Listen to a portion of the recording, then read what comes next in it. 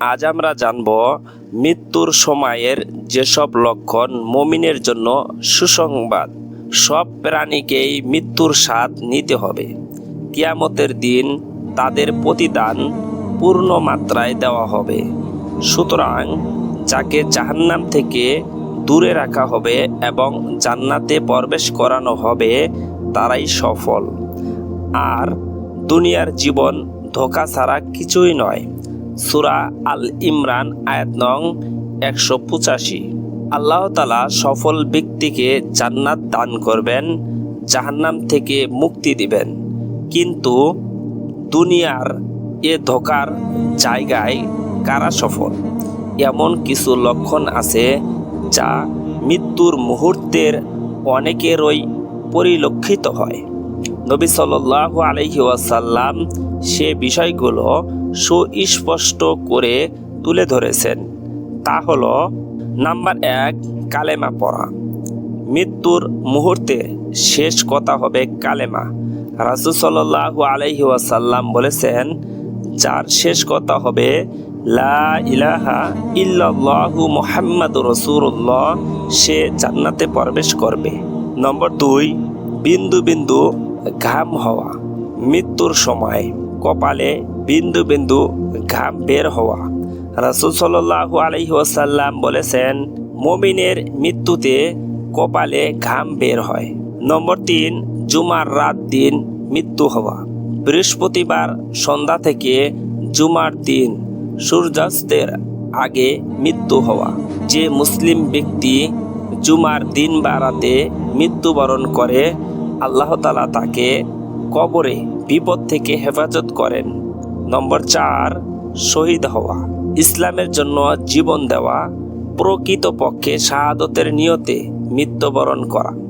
যারা ইসলামের জন্য শহীদ হয়েছেন, কোরআনে তাদেরকে মৃত বলতে নিষেধ করা হয়েছে এবং বলা হয়েছে কবরে তারা রিজিক প্রাপ্ত হয়। এছাড়াও কিছু মৃত্যু রয়েছে যা শহীদি মৃত্যু হিসাবে পরিগণিত।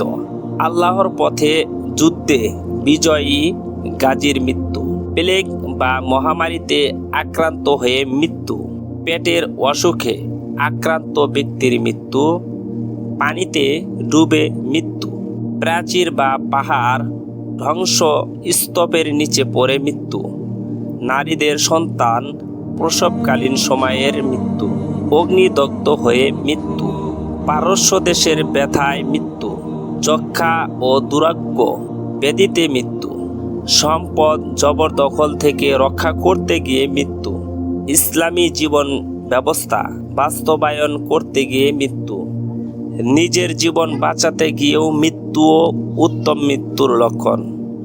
উল্লেখিত সব অবস্থার মৃত্যুকে রাসূল সাল্লাল্লাহু আলাইহি ওয়াসাল্লাম শহীদের মৃত্যু হিসাবে উল্লেখ করেছেন।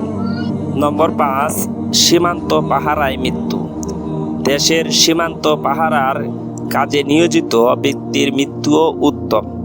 রাসূল সাল্লাল্লাহু আলাইহি ওয়াসাল্লাম বলেছেন, একদিন বা এক রাত সীমান্ত পাহারা দেওয়ার মর্যাদা হলো 1 মাস রোজা রাখা এবং 1 মাস দাঁড়িয়ে ইবাদত করা থেকেও উত্তম।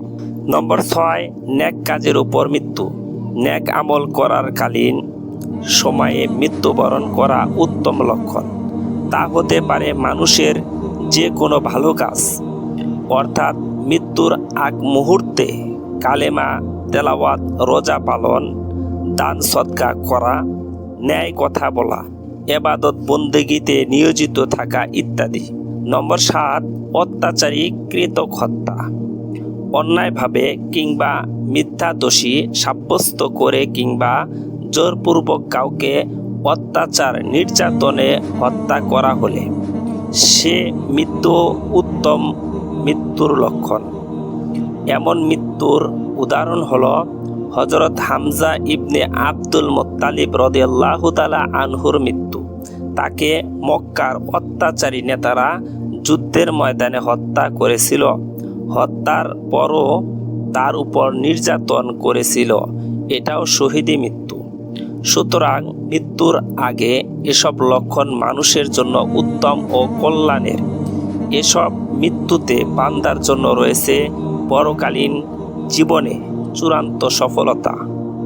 আল্লাহ তাআলা তার বান্দাকে উত্তম মৃত্যু দান করুন, কল্যাণকর মৃত্যুবরণ করার তৌফিক দান করুন, আমিন।